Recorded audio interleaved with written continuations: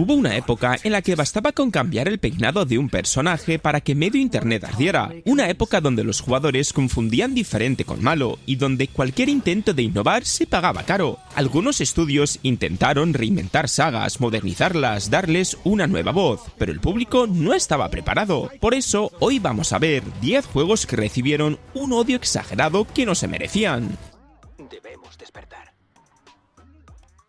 Y primero tenemos a DMC Devil May Cry, que fue crucificado solo porque se atrevió a modernizar a Dante. Cuando salió, la comunidad venía súper apegada a Dante, al rollo anime chulesco, al pelo blanco icónico, a las escenas imposibles de estilo. Y claro, llega Ninja Theory, cambia el diseño, hace un Dante más moderno, más punk, más malote realista, y ¡boom! Guerra nuclear en los foros. La gente ni esperó a jugarlo para repartir leña, pero si te paras a pensarlo, el odio fue más por expectativas que por calidad. El gameplay era sólido, combos fluidos, buena variedad de armas, transiciones ágiles entre estilos, escenarios que parecían sacados de una pesadilla ciberdemónica. El estilo artístico tenía personalidad, la música iba acorde con ese tono agresivo industrial y la historia, aunque diferente, tenía su encanto y te llevaba por un Dante más humano y menos caricatura. No era peor, era otra interpretación. El problema es que muchos fans no querían otra interpretación, querían el Dante clásico sí o sí. Y cuando algo toca una saga sagrada, ya sabemos lo que pasa.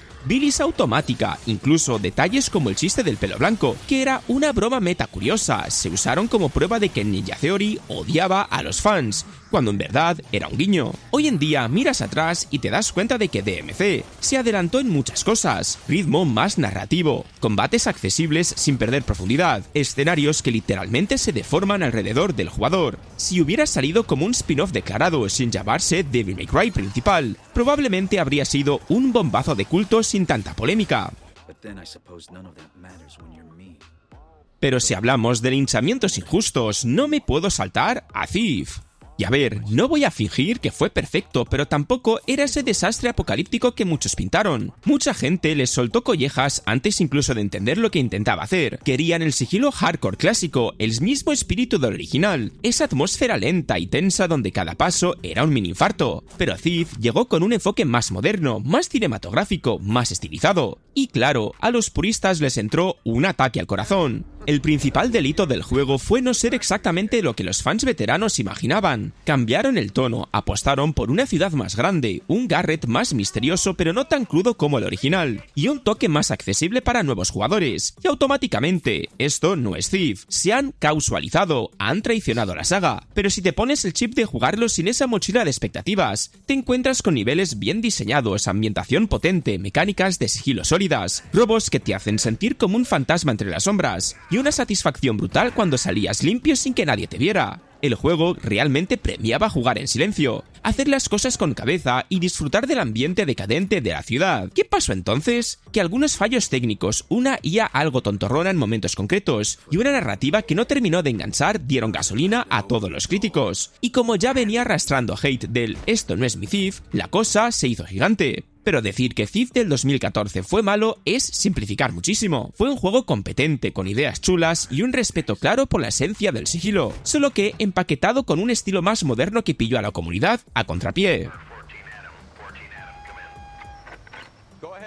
Luego está L.A. Noire, al que solo le faltó repartir carnés de detectives para que lo entendieran. El problema aquí fue que mucha gente llegó a él pensando que sería un GTA de los años 40, con persecuciones locas, tiroteos por todas partes y libertad total. Pero claro, Rockstar lo publicó. El tráiler tenía jazz y gabardinas, coches antiguos, tiroteos elegantes, y la imaginación hizo el resto. Luego te plantan un juego más pausado, centrado en investigar, leer caras, unir pistas y montar casos. Y medio mundo dijo: ¿pero dónde está mi sandbox clásico? Pues ahí empezó la guerra. La realidad es que L.A. Noire quiso ser otra cosa, un juego detectivesco serio, más de cabeza que de gatillo, y la verdad lo clavó en un montón de aspectos. La ambientación era brutal. Los Ángeles de los años 40 parecía un sitio vivo, lleno de humo, corrupción y glamour podrido. Los interrogatorios con Motion Scan fueron una locura para la época, una tecnología que parecía magia. Analizar expresiones, intentar decidir si te estaban mintiendo o no, eso era fresquito, diferente y atrevido. Pero claro, mucha gente lo jugó con mentalidad de shooter y no y de investigador, y terminó frustrada cuando el juego les pedía observar, pensar y asumir decisiones que podían salir mal. También hubo quien le dio palos porque los casos son lineales, hay poca libertad, es repetitivo. Y vale, tenía su ritmo lento y sus mecánicas rígidas, pero era parte del encanto. Estabas trabajando como policía, no haciendo parkour sobre tejados para robar un banco con un lanzacohetes. No todos los juegos tienen que ser una montaña rusa. L.A. Noire apostó por ser una serie policíaca jugable, y lo hizo con una seriedad y un estilo que casi hoy no se ve. Y pasamos a Ghost Recon Breakpoint, que fue víctima del famoso "no eres Wildlands, así que te odio". Desde su lanzamiento parecía que el juego no podía hacer nada bien, que si los bugs, que si el sistema de loot, que si esto ya no es Ghost Recon, y vale, tenía sus fallos, pero la magnitud del odio fue exageradísima. El problema real no fue que Breakpoint fuera horrible, sino que llegó con el peso de las expectativas tras Wildlands, que había sorprendido a muchos. Todos esperaban una evolución limpia, más táctica, más refinada. Ubisoft apostó por hacerlo más RPG, con niveles, loot y un enfoque de supervivencia más moderno. Y eso, para muchos fans clásicos, fue como decirles que su saga favorita se había vendido al diablo. Lo gracioso es que debajo de ese ruido había un juegazo con ideas interesantes. El sistema de heridas, tener que curarte, reparar el equipo, esconderte para sobrevivir, todo eso te hacía sentir vulnerable, y cuando lo jugabas en cooperativo, la tensión era brutal. La isla de Auroa era un mapa precioso con biomas variados, enemigos bien organizados, y un lore que, aunque no revolucionario, te metía de lleno en una operación militar clandestina con sabor a ciencia ficción ligera. El problema es que todo esto se perdió entre memes y quejas de que parece The Division 2 con camuflaje. Ubisoft la cagó en algunos ajustes al principio, sí, pero también hay que reconocer que lo arreglaron muchísimo con el tiempo. Quitaron el sistema de loot obligatorio, añadieron el modo inmersivo que muchos pedían, mejoraron la IA y con eso Breakpoint se transformó en un auténtico Ghost Recon, táctico, exigente y cooperativo como pocos.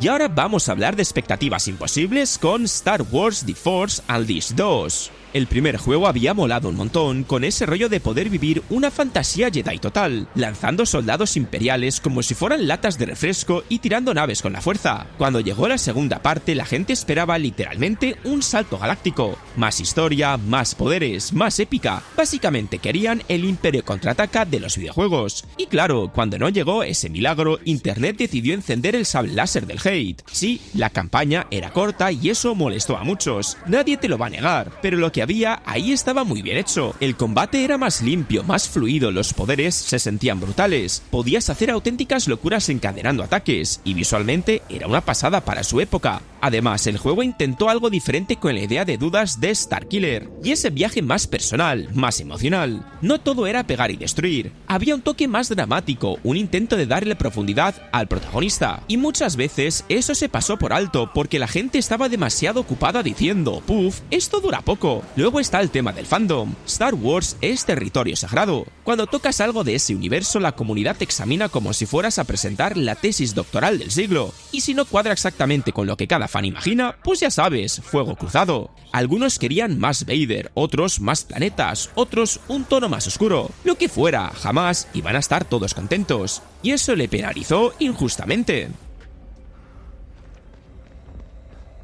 Y seguimos con The Evil Within 2, que se atrevió a evolucionar y pasó de loco surrealista a horror más emocional y abierto. Y ese es justo el punto, mucha gente esperaba otra vez la paranoia absoluta y el festival de tripas y pesadillas abstractas del primer juego, pero Tango Gameworks decidió darle una vuelta, ir más hacia la narrativa emocional, hacia un horror más pausado y psicológico, con zonas semiabiertas y exploración. Y claro, a más de uno le explotó la cabeza en modo "esto ya no es The Evil Within". Lo gracioso es que si te quitas el filtro de "quiero la misma locura de siempre", el juego es una maravilla. El tono más humano de Sebastián, su búsqueda desesperada por su hija, ese drama personal mezclado con momentos de auténtica angustia, eso tenía peso. Y luego el mundo abierto estilo Pueblos Fantasma, con recursos limitados, enemigos que te podían arruinar la vida si ibas de sobrado, y ese rollo de acechar desde las sombras, eso era puro oro. aportaba tensión distinta, más madura, más de estoy contra lo imposible que de simple shock visual. Mucha gente lo criticó por menos terror psicológico, demasiado mundo semiabierto, menos gore, o por meter secciones más narrativas. Incluso hubo quien lo tachó de Resident Evil con otro nombre, cuando, sinceramente, no tiene nada que envidiarle a los mejores survival modernos. Tenía creatividad, tenía momentos perturbadores, jefes asquerosamente brillantes y una dirección artística de esas que te dejan el cerebro tiritando, como todo el arco de Stefano, que era pura locura artística. Y luego llegó Rage 2, que básicamente dijo, vamos a hacer un shooter que sea pura locura de neón y expresiones.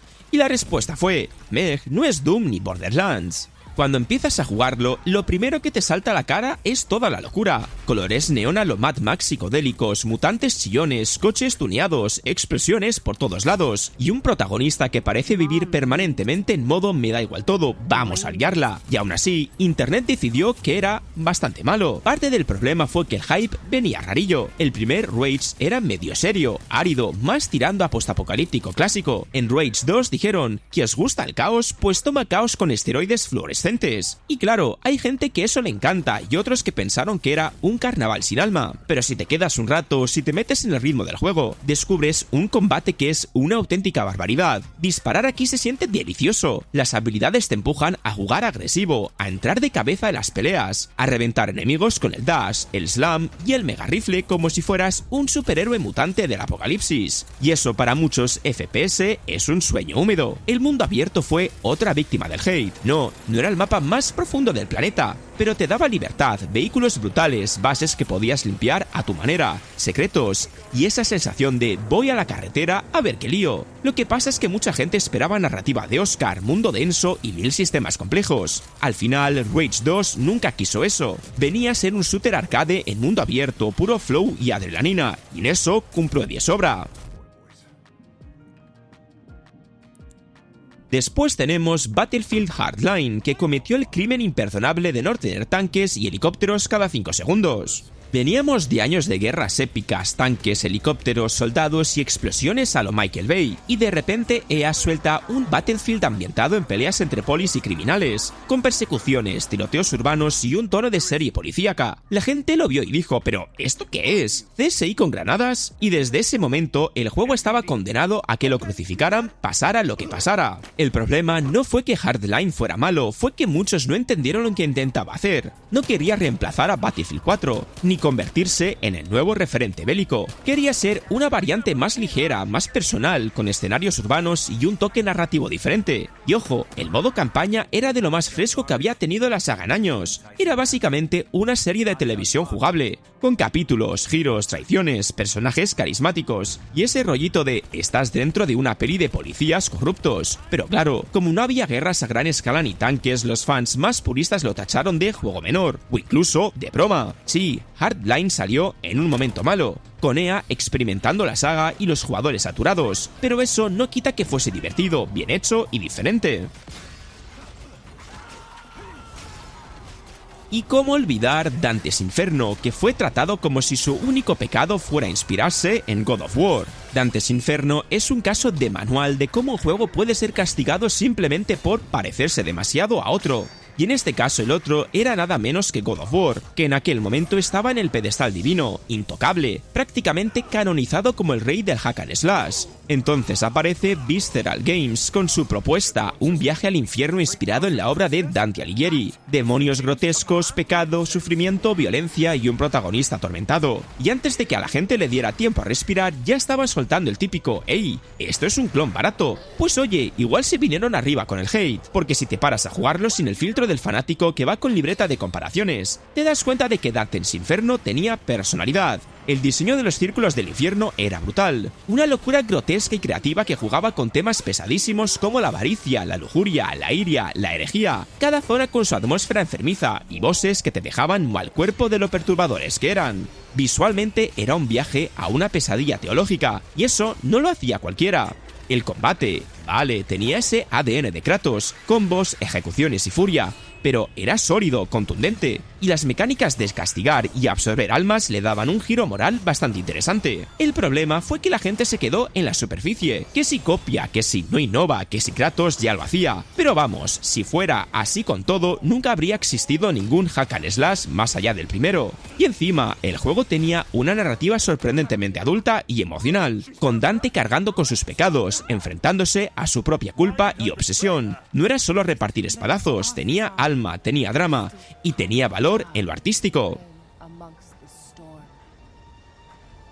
Y cerramos con Prince of Persia, un juego que quería ser arte, cuento místico, viaje emocional, y la gente solo veía el no hay arenas del tiempo y mi príncipe no es este. Veníamos de la trilogía de las arenas del tiempo, que era puro oro, acción rápida, parkour perfecto y una historia con ritmo de película de aventuras. Así que cuando Ubisoft decidió reiniciar la saga con un estilo artístico completamente nuevo, un tono más poético y un príncipe distinto, mucha gente lo vio como una traición. La reacción fue inmediata. ¿Qué es esto? ¿Dónde está mi príncipe de siempre? ¿Por qué tiene cel shading? Y sin jugarlo demasiado ya estaba medio internet echando espuma. Lo gracioso es que si le das la oportunidad de mirarlo sin prejuicios, Prince of Persia es una joya en su propio rollo. Visualmente era una pasada, casi como un cuadro en movimiento. Cada escenario, cada salto, cada combate tenía ese aire de cuento místico con una dirección artística que hoy aún se ve preciosa. Y además, introdujo algo que pocos valoran en su momento, la relación entre el príncipe y el Ica. Esa dinámica entre los dos, esa sensación de estar acompañados, con diálogos naturales, bromas y momentos emocionales,